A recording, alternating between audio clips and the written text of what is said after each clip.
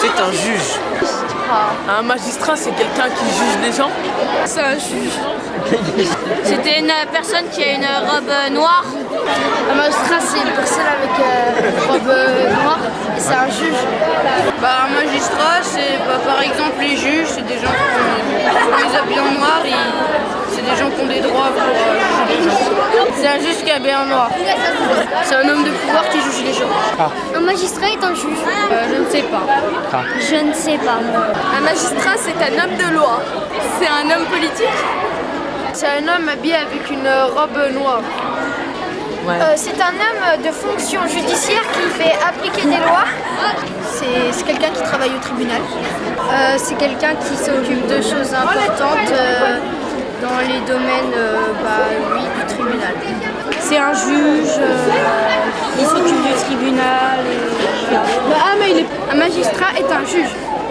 Un magistrat est un homme de justice, par exemple. Le premier magistrat de France, c'est le président. C'est un juge. Un magistrat est une personne qui applique des lois et qui a des fonctions.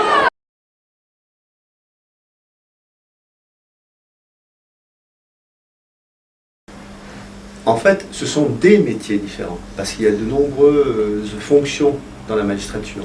On peut être au parquet, c'est-à-dire au ministère public, c'est ceux ou celles qui portent l'accusation, et on peut être au siège, c'est-à-dire ceux qui ou celles qui rédigent les jugements. Donc en fait, il y a beaucoup de métiers. On peut être juge des enfants, juge de l'application des peines, juge d'instruction, juge civil, juge pénal. Moi, mon métier actuellement, c'est d'être juge d'instance, c'est-à-dire tous les litiges, les petits litiges qui enveniment la vie de nos concitoyens. Des problèmes de location, des problèmes de baux, des problèmes de propriété. Et j'ai pour mission, en fait, de rendre une décision.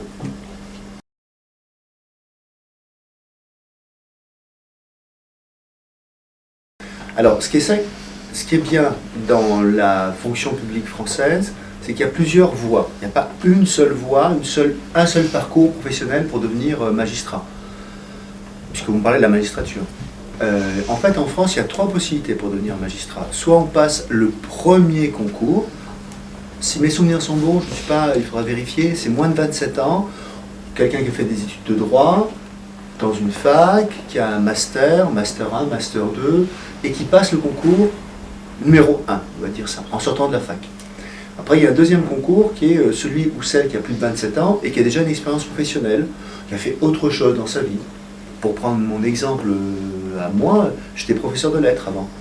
Et je me suis réorienté, j'ai préparé le concours de la magistrature, j'ai été dans un institut d'études judiciaires, comme beaucoup d'entre nous qui ont passé le deuxième concours, et j'ai passé le deuxième concours.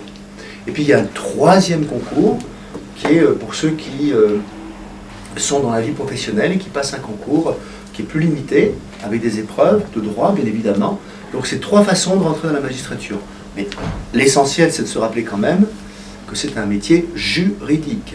Donc on a besoin de connaître, en tout cas, les fondamentaux du droit.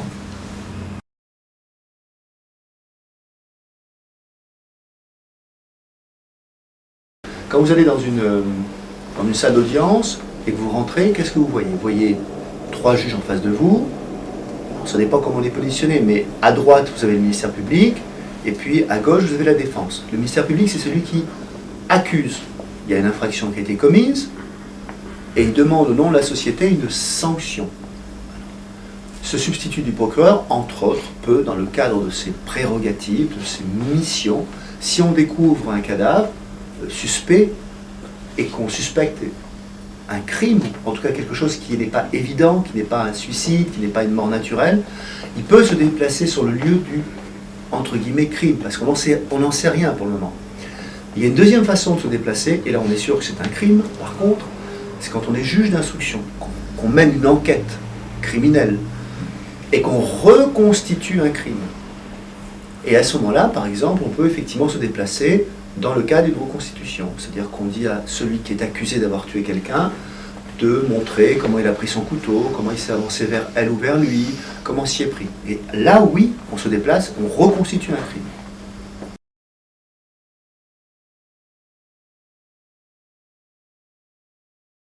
Alors le code de procédure pénale, c'est très simple. Il y a 2 codes, il y a 4 codes en fait. il y a le code civil et le code de procédure civile, il y a le code pénal et le code de procédure pénale. Le code de procédure pénale, avant de répondre sur ce que c'est que le code de procédure pénale, il faut d'abord savoir ce que c'est que le code pénal. Le code pénal, c'est le code qui liste toutes les infractions qui ont été retenues par le législateur, ainsi que la répression qui s'ensuit. Il définit une infraction, le vol par exemple, c'est une infraction, et puis il fixe la peine. Le code de procédure pénale, c'est les moyens, c'est comme son nom l'indique, la procédure, c'est un peu la technique de mise en place du code pénal. Si on prend par exemple le code de procédure civile, regardez, vous voyez, je vous le montre, vous avez deux codes, vous avez le code civil et vous avez le code de procédure civile. Le code civil, bien évidemment, ce n'est pas les infractions, mais c'est par exemple les contrats ou les obligations, je prends au hasard, hein, le droit des successions, la filiation, le mariage, les régimes matrimoniaux. Ça, c'est ce qu'on appelle en droit le fond.